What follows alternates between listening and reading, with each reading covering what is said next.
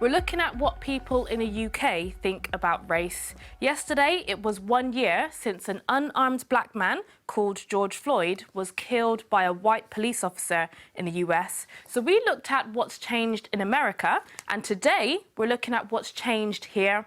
His death sparked protests around the world, including across the UK. So I wanted to find out if anything is now different. I'm in Hyde Park in London, and this is the place where tens of thousands of people marched to protest against the killing of George Floyd last year. And since that day last year, people began to openly speak up about racism in a way that they hadn't before. People who wanted to see a change in things like education, laws, and policing felt better able to speak up. So I wanted to have a look back at the past year and see what has changed. One thing that's different is that there's now more conversations about race and what it means for all of us. And one example is the campaign to rename some streets and schools because the previous names had links to the slave trade. This is from the period in history when it was completely legal to buy and sell black people as slaves. Edward Colston was a man who donated lots of money to set up schools and run projects for charity. But that money came from slavery.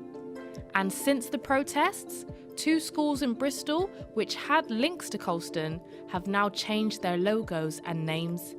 There are plans in towns and cities like Glasgow, Watford and Birmingham to make similar changes. Some people are uncomfortable with changing names that have been around for a long time, worried that it's wiping out history. But it's clear that working out how we deal with our past in Britain, good and bad, is going to be really important for the future. Another example is the increase in the number of people buying books by black authors. Until last year, no black person had ever topped the Times paperback fiction bestsellers list.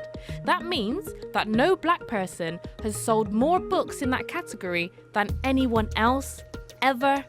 People use social media to campaign for everyone to buy 2 books from black authors, so readers could learn about black experiences. And this, along with more conversations about race, meant that author Bernardine Evaristo topped that bestseller list in 2020 and won loads of awards.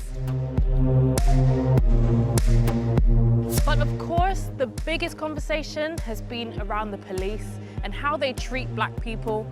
And this is because George Floyd was killed by a police officer.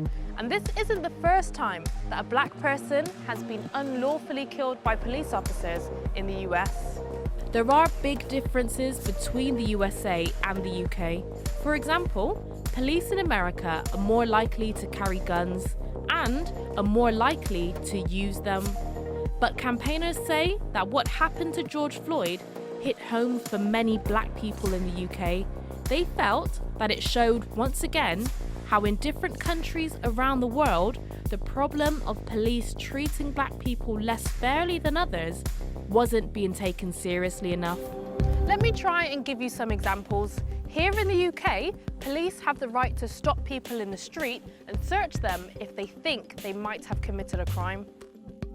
But if you're black, you're more likely to be stopped by the police, a lot more. According to the government, for 1,000 white people in England and Wales, there's 6 stop and searches per year. For 1,000 black people, it's 54. Last year, we reported that police forces in the UK were aiming to change by building better relationships with ethnic minority communities and hiring more officers from diverse backgrounds. What happens with those changes will go a long way to deciding how people feel about the police in the future. So now, 1 year later, we can see that there has been a change in how people think about race in the UK. And while some improvements have been made, there's still a lot of work to do. Now, if you want to know more about this story, make sure you check out the Newsround website, where you can also get advice if anything in the news makes you feel upset.